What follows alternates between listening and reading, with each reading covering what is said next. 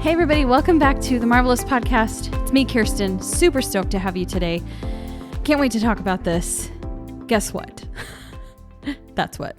No, really though. I was just sitting here talking to Ben about how today I started to finally just get myself in action, get myself in motion. And there's so many times that I have millions of ideas. I mean, stuff comes to me all the time. People say things like, I wish my brain worked the way yours worked. How do you come up with this stuff?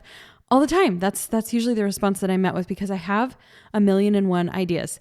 Now, if you've been with me for a really long time, if you've listened since episode number 1, you'll remember that back in the very beginning, I was talking a lot about becoming a millionaire, and I had a mentor that said, there are a million ways to make $1 million, but if you try to do them all, you won't make any money. Now, this isn't about money. This episode is not about that, but it reminds me of like, if you try to do everything all the time, you're going to end up in a state of analysis paralysis. You're going to not do anything at all.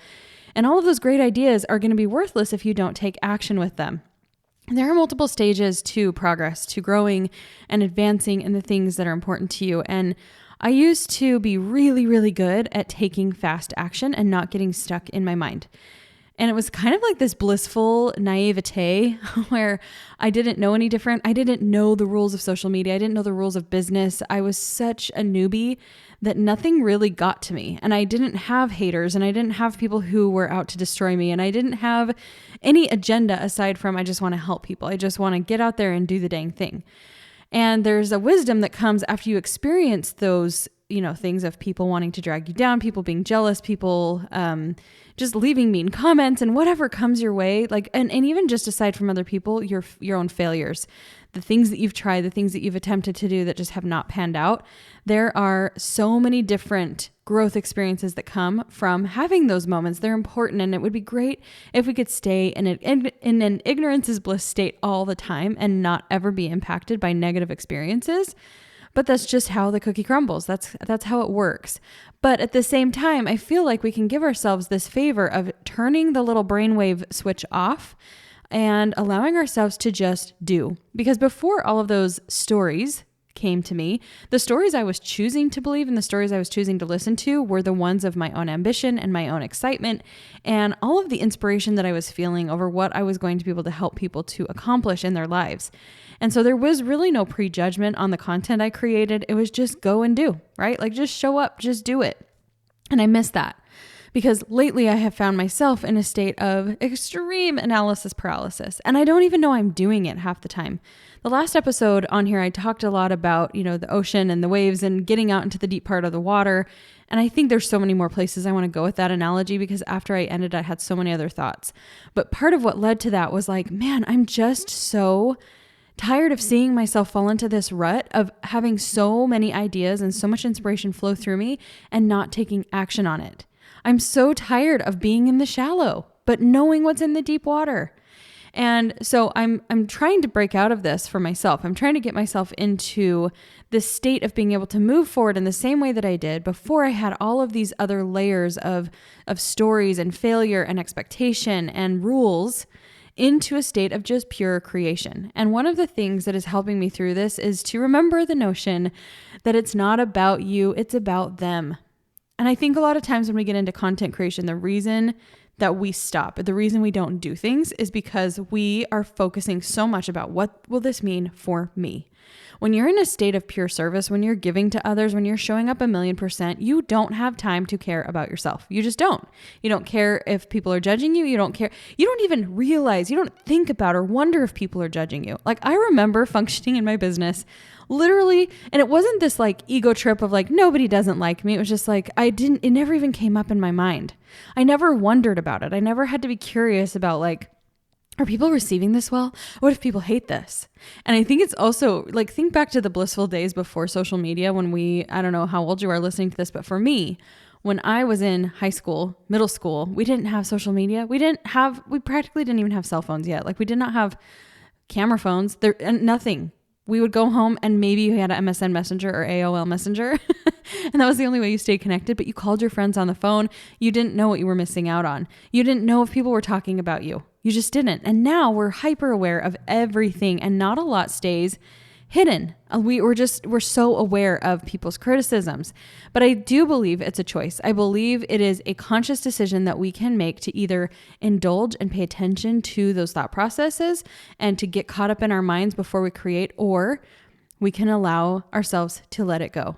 Pause. Are you guys speeding up this episode? I'm curious. I feel like when I get really revved up and passionate, I start talking fast. And I'm curious if you guys can even understand me if you are a person who speeds up your podcast episodes. I'm going to try and slow myself down a little bit because we don't need to be stressed out all the time. We don't need to overanalyze, and we don't need to have anxiety when it comes to sharing the things that we know we need to share. There's definitely a force outside of us that doesn't want us to share the things that we are passionate about, the things that we are learning. And I've kept a lot of stuff just to myself, just kind of closed in this little Pandora's box of realizations and revelations and, just experiences that have taught me so much about my world and about others and about my business. And in getting into the stage of being hyper aware of what other people are saying or thinking about what I'm doing, it paralyzed me. In many ways, it broke me. And I allowed my whole reality to start functioning based on, how can I do this so that I don't cause friction? How can I do this to where I'm not going to offend people, or I'm not going to say the wrong thing, or they're not going to think I'm an idiot? How can I have this tendency to always do this and this and this. How can I stop doing that? Or, I show up like this and maybe I need to be better and I need to perfect this about myself and improve this before I even do it. If I can get it perfect first, then nobody will criticize me. And it's not true. And so with the analysis paralysis, that's some of the reasons that we sit there and we hold on. It's this need for perfection. We're looking at every component, every possible outcome. And you guys, the fact of the matter is, nothing is a guarantee. There are some things that are going to explode and they're going to change lives, and there are other things that are going to fall flat. You are not going to be liked by everyone. There are different strokes for different folks. What I have done that I'm really disappointed in myself for is I have allowed myself to start creating content based in that judgment-free zone, trying to avoid the judgment zone, instead of just accepting the fact that it exists and there's nothing I can do to change it. You can't make someone like you who doesn't like you. You can't make someone see your side of the story if they are unwilling to see your side of the story. You just can't. You can't create content that everybody will love. I have a post right now on social media that's really, really viral. Like, it's getting a ton of traction and it's getting shared a lot and tons of comments. And it took a long time before I got the first negative comment, but it showed up. And shortly after, more showed up. But in the ratio of positive to negative, we're talking like probably 2 out of 100 are negative compared to those that are positive. So I can sit there and I can focus on like, maybe I shouldn't have done this. Like, maybe people don't want this because there's a couple people who don't like it. Or I can move forward and say, but there were so many people this helped. There were so many people that enjoyed this piece of content, that are learning from it and having fun with it. So that's kind of the main reason I think that we get stuck in this not moving forward and overanalyzing everything we do. It never ever resonated with me, like perfectionism. I never saw myself as a perfectionist. I felt like I was the opposite of that. And here's what happened. I was fine with just throwing things out there and kind of fixing things as I went and just making messes and failing fast and just going for it. I was fine with that. It was working for me. Until I started allowing the voices of other people to tell me, a better way would be to plan it this way and to put more forethought into it and to slow down and do it the way I would do it. And then I started being like, maybe I'd help more people if I did it other people's way. Maybe I am not, doing the very best work that I can. And maybe I should slow down and maybe I should be more intentional and maybe I should plan more. So I went to the opposite end of the spectrum. I jumped right off from this great, wonderful point of constantly creating and constantly, showing up and taking action. And I went into this almost hibernation mode where I was like, I need to be a lot more thoughtful. I need to plan better. I need to be more organized. I have got to have my life together before I can take action. And it was a really weird time. It's been a really weird time. It's been a foreign territory for me. Some really positive things came out of it to where I feel like my life has a lot more order to it. And I'm so grateful for that. And I do want to do some episodes on finding order in your disorder. But where it started to hinder my growth and where it got in the way is I was like, I feel like I'm going to come out of my skin. Like my skin's crawling, and I feel like even though this is supposed to be good and there's a lot less chaos in my life, I miss the motion. I don't miss the chaos, right? Like, we can get addicted to emotions. We can get addicted to drama. And by the way, the people who say, oh, I hate drama are usually the ones who are addicted to drama the most. Just pay attention to that. The people who are like, oh, girls are the worst. Girls are so dramatic are usually some of the most dramatic people that you will ever encounter, and they thrive on it. But we do that. We're addicted to these feelings. So we get addicted. You know how I talked about the ocean and the waves? We get addicted to the high, the thrill, just the challenge. And so even as a business owner, there's going to be times where, because you're so familiar with, it's not like it's fun, not like you enjoy it, but because you're familiar with the beginning phase of launching something and the creation phase, you will find a reason to keep coming back to it. And that's what I've done. I have created so many different digital programs and different approaches to my business this year. And the reason I'm having to be very, very hyper aware of like, oh, I'm pulling away from the next stage because I'm addicted to the chaos, and I am addicted to this stage and this emotion and this feeling, and it's safe. Even though it's not making my life better, it's safe because it's familiar. And so we do that. We do that all the time in different things in our business, in our life, where we are trying to stay in that safety net and we are trying to avoid the friction. But you guys, the friction is where the lessons are learned. And the friction is a choice too.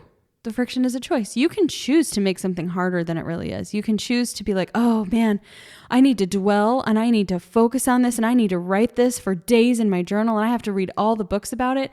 You can choose to make things an issue or a non-issue. Now that's different from like escaping your problems and not working through your feelings. That's important too. But you choose whether to see movement as friction and whether to see it as a necessary part of just getting to the next step. For me, I was viewing the friction as such a detriment instead of what it was, which is actually the thing that usually moved me into really, really great spaces and opened up my network and allowed me to work with really cool people and allowed me to share things. And I feel like this episode has just gone to a totally different place. But my intention with starting this was you cannot care more about yourself and your stories and your narratives than you care about the people that you are trying to help. There is a reason. There's a reason inspiration is flowing to you. There's a reason you continue to hear the same prompting in your head and your heart to do something. There is something in my business that I felt prompted to do for over a year.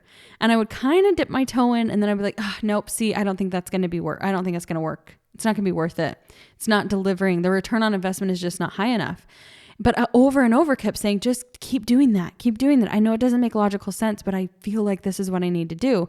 And I allowed other people's stories to tell me, no, you're better than that. You shouldn't even waste your time on that. But it felt right to me. And I allowed those stories from others and those stories from within myself to pull me away. And finally, after a super long time, I just leaned in. I went all in and I was like, you know what? I'm done trying to control this. I'm done worrying that, if I do this, then I'm not honoring who I'm supposed to be for other people.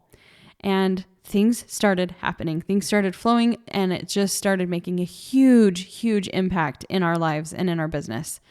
So if you are in the zone, or I guess I should say not in the zone, if you're overthinking every single step that you're about to take. And now I feel like, this is a blessing that I went through this, because before, when I was like this severe action taker and I never held back and I was fearless, I didn't understand the analysis paralysis. I was like, what's your problem? What are you waiting for? What do you mean you're a perfectionist? And I guess now I have a little bit more compassion and a little bit more understanding because I was in that space for a really long time. To the point where I could make plans. I could make plans for all the content I was going to create for the podcast, for social media, but none of it got done. It was really, really uncomfortable for me to just do something. And I always felt better. You know how you dread things and then you finally do it and you're like, why did I make that such a big deal? It was like really not hard. That's how it is every single time I go to create. But there is so much goodness and there are so many gifts and talents that we all have to offer. And as we strengthen each other, then we strengthen the whole world, right? We can make these ripple effects. We can make an impact on other people. And if you're allowing that fear of not being perfect or fear of judgment to get in the way and hold you back, then you are holding back something amazing from people who need your light, they need your knowledge, and they need everything that you have to offer. So hopefully this is going to, kind of help open your eyes a little bit to say, I'm holding back and I am afraid of being judged. Guys, people are going to judge you no matter what. They're going to judge you no matter what. You can allow that to back you into a corner and make you feel terrified of ever showing your face in public on social media again, or you can accept it for what it is. You're judging everybody too. Every minute of every day, you're making decisions. You're evaluating whether you like something or you don't like something, or like someone or don't like someone, whether they match your energy or they don't, whether you are, going to join their tribe or not. So stop thinking that you're special. You are special, but you're not special in the fact that you are immune from the judgment. You are immune from perfection. You don't have to be perfect before you put it out there, and you don't have to worry what everybody else is going to say. Okay? This is your permission, and this is me encouraging you from one paralyzed in fear perfectionist to another. Just take action. I promise you that the action is where the magic happens. It's where experiences and opportunities are born. Luck is when preparation meets opportunity. If you're not preparing and you're not in the habit of showing up and sharing and taking action, then when those golden opportunities present themselves, you're going to miss them. They're going to fly right over your head. They will. I promise. I've seen it happen for myself, and I've seen it happen for other people. Okay. So let's talk about this in action taking and creating content. And then I'm going to segue right into this. Here we go.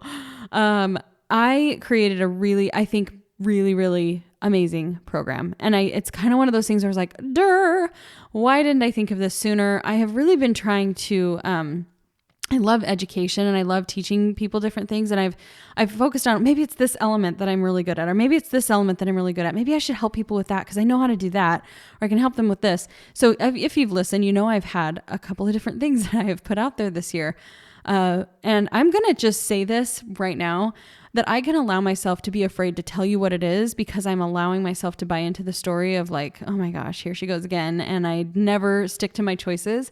Or I can silence that and I can say, I don't care what I've done in the past because that's over. And right now this is what I'm doing. And this feels like I'm in alignment. So that being said, you may have heard me talk about this program before, but it is revamped and it is exactly what it was meant to be in the beginning before I allowed all the layers to be stripped away. Now they're stripped away. Now I know exactly what it is that I can help you with. And I am relaunching the social sales formula. It's a $37 program, y'all. It is loaded with information on how I create sales campaigns, sales content. This isn't a content creation calendar. This isn't prompts for social media. This is like my exact process and system that's helped me to create viral content, that's helped me to build an entire business around affiliate marketing. So if you are selling products that you love, if you are working as a brand ambassador, as an affiliate marketer, a direct seller, basically you're selling anything and you are trying to do it better on social media, then you guys need to check out the social sales formula. It is going to give you the empowerment and the education you need to take action and to not just create and not just do fluffy content, but to do sales content. So if you're a business owner, if you're using social media to sell, go check it out right now. Just go to kirstentyrell.com/social sales formula.